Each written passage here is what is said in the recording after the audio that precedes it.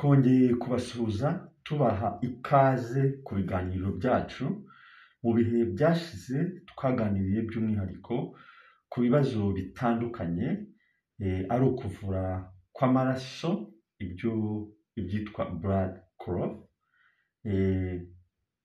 Twaganiriye ku bibazo bitandukanye by'indwara zigiye zitandukanye, nko gushya kw'inyama y'umutima, harimo ibyiswe myocarditis n'ibyiswe pericarditis. Mu busobanuro buhagije, bisaba ko umuntu asubira inyuma akareba izo video aho twagiye dusobanura kuri izo ndwara. Hakaba indwara ziyongereye ndetse bise turbo cancer. Ni ukuvuga ngo ni ubwoko bw'indwara ya kanseri ariko yiruka cyane.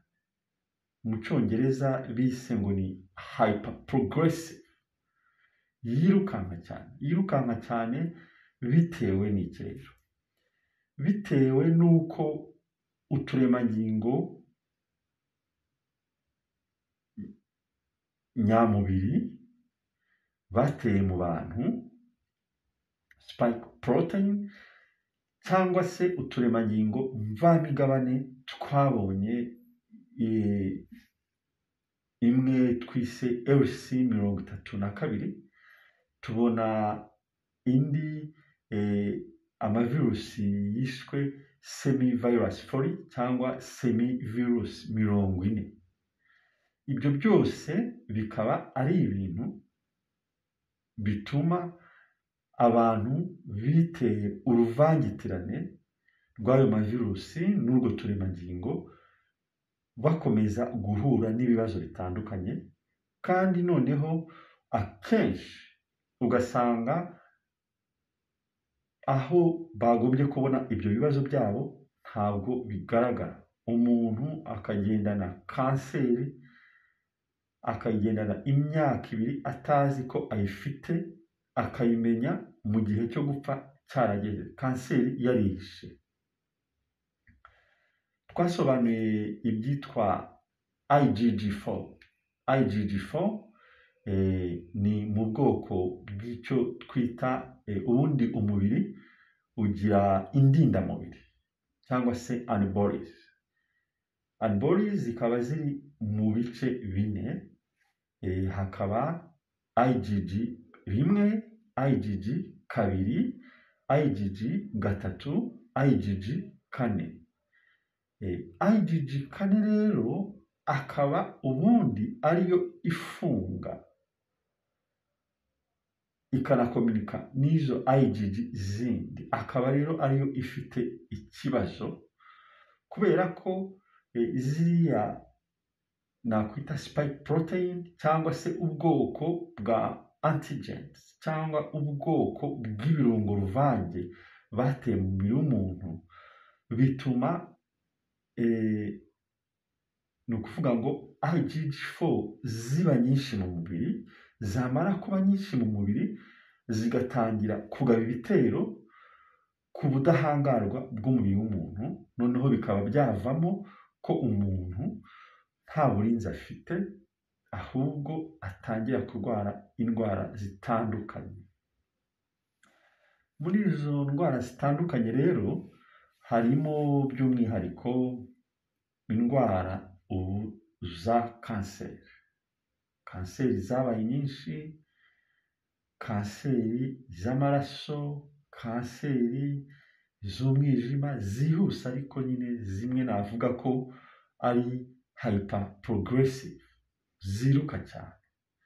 Kanseri z'impyiko, kanseri navuga ko izo bita ovarian cancer, kanseri z'amagufa. Ugasanga umukobwa utarabyara afite kanseri muri nyababyeyi, umwana ukiri muto rwose. Ugasanga umwana w'umuhungu afite kanseri y'amagufa. Niyo mpamvu abantu bose bafite abantu cyangwa se abantu mu miryango biteje urwo ruvangitirane rw'icyo nakwita impungabanyamubiri, bagomba kuba maso cyane cyane mu kintu cyerekeranye no mu byo barya, mu mirire. Abantu bagomba guhindura imitekerereze, bakarya atari ukuzuza inda, bakarya ari ukwirinda indwara zigiye zitandukanye, binashoboka ko bashobora no kuvanamo izo zagezemo. Nibyo hari igihe abanyayisiraheli bari bugarijwe muri Ezekiyeli 47, noneho bugarijwe cyane, ariko noneho bamaze kubona imigabane aho buri muryango uzaba. Noneho babaza umuhanuzi, noneho umuhanuzi n'icyo gihe niwe wagombaga kuvugana nabo, kuvugana n'Imana yawe, noneho akababwira ubutumwa. Ntabwo ari nk'iki gihe, kuko iki gihe turimo nta muntu uvugana n'Imana. Umuntu uzakubwira ngo yavuganye n'Imana, ujye umenya ko afite ikibazo mu mutwe. Nta muntu ukivugana n'Imana kubera ko abantu byarahindutse. Impamvu abahanuzi bavuganaga n'Imana byari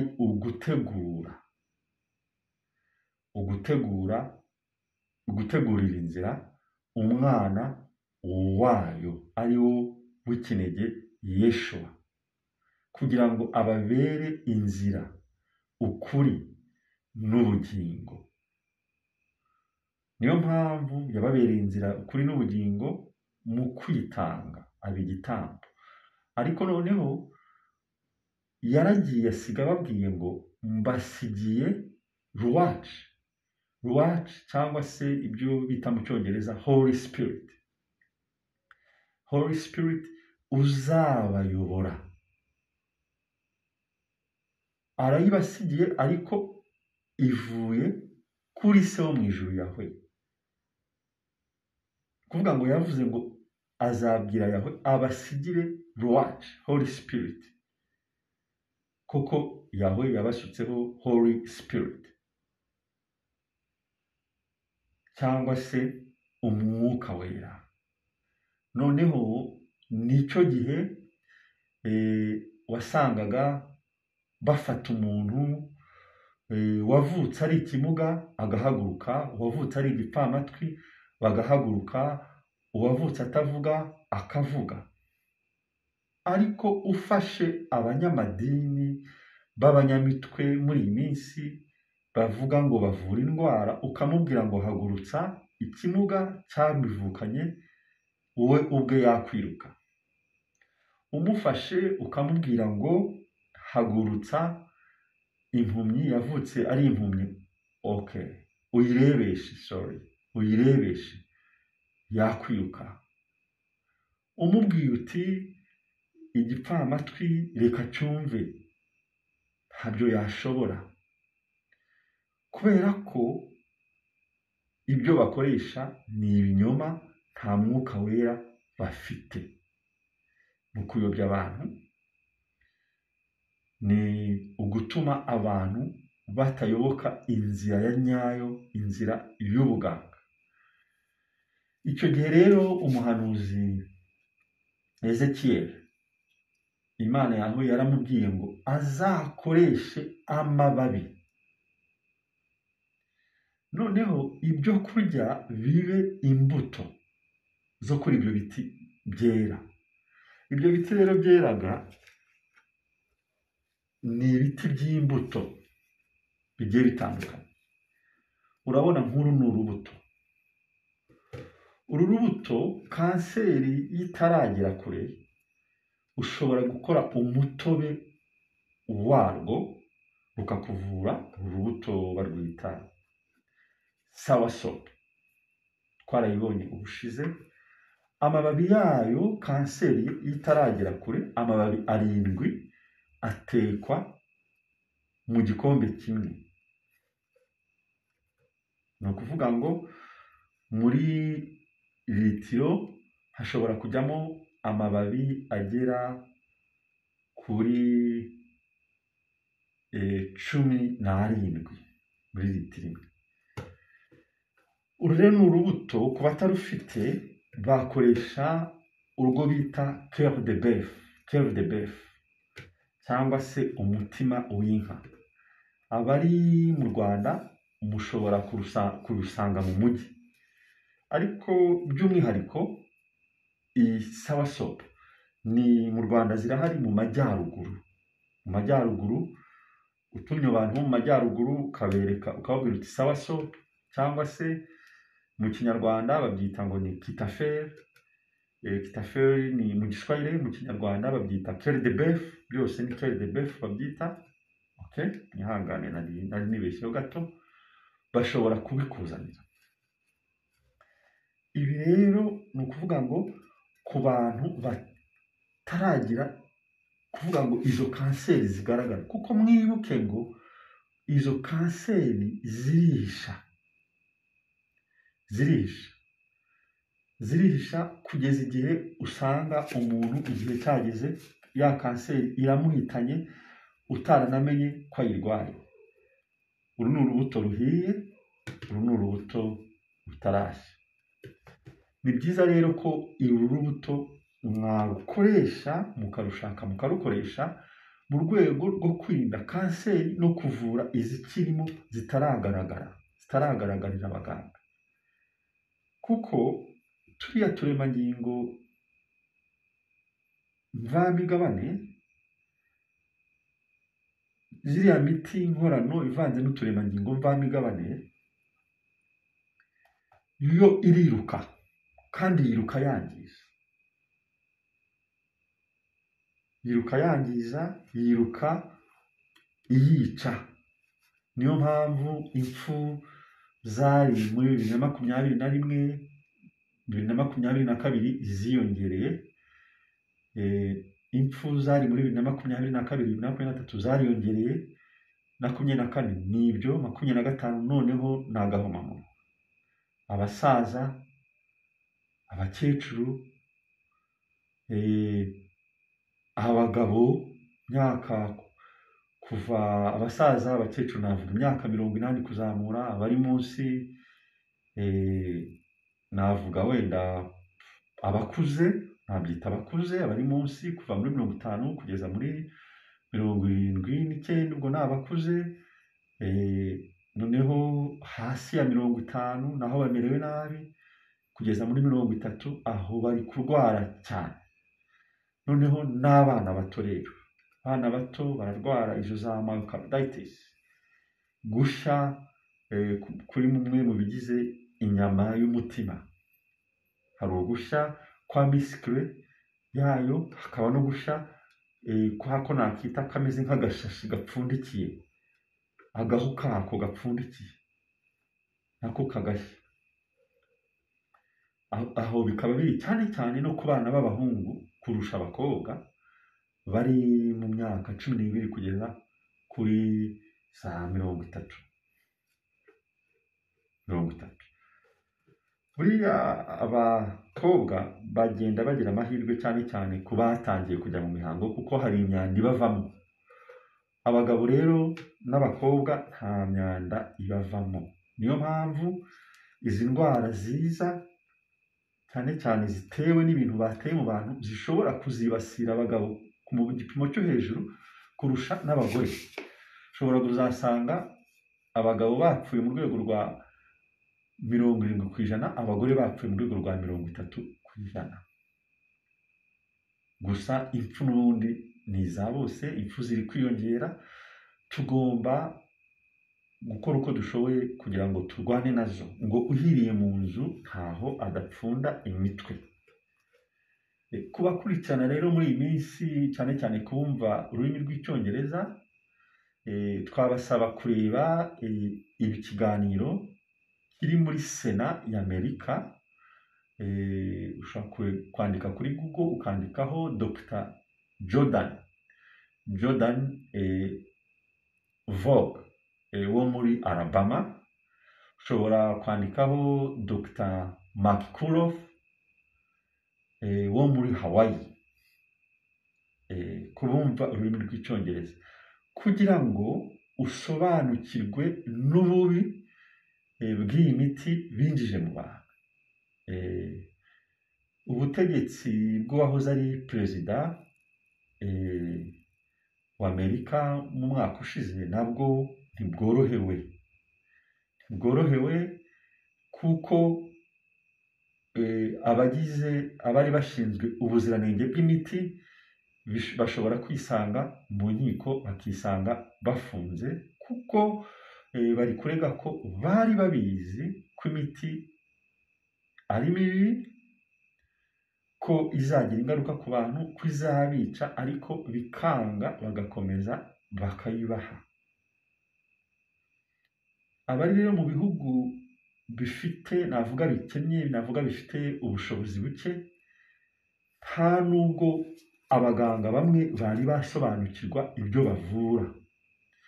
Niyo mpamvu, kubera ko uhiriye mu nzu ntaho adapfunda imitwe, kandi iyo amagara aterewe hejuru buri wese asamaye, byaba byiza ubashije kuba wabona ikiganiro ukagisangiza n'abandi, abantu bagakomeza bakivura. Igihugu ni abantu, igihugu nticyabaho kidafite abantu. Igihugu iyo kidafite abantu, burya ni ukuvuga ngo ubukungu burahungabana, ni ukuvuga ngo nta nubwo abandi bantu bashobora kuva ahandi ngo bakorere kiriya gihugu nk'uko ba nyir'ubwite bagikorera. Niyo mpamvu hari imijyi iri kugenda imera nk'isenyuka, itakigira abantu. Aho za Canada biri kuba, aho mu Buyapani biri kuba, mu Bushinwa abantu n'ubu baracyapfa, ubu mvuga uyu munsi, kandi ubuyobozi bwaho bukabihisha. Imijyi iri kubura abantu, ni ukuvuga ngo isi hari ahantu hagiye imijyi imwe igiye kujya iba idatuwe. Imijyi imwe igiye kuba idatuwe, ba bandi bifuza kujya hanze, simpamya ko mu myaka ibiri iri imbere bazajya baza binginga basaba imbabazi ngo muze gutura iwacu. Ariko navuga ngo mu cyongereza ngo West Coast home is always the best. West Coast home is always the best, right?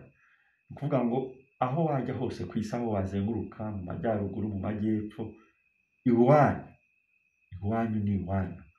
Amazi arabira ntiyibagirwa iwabo uwambeho.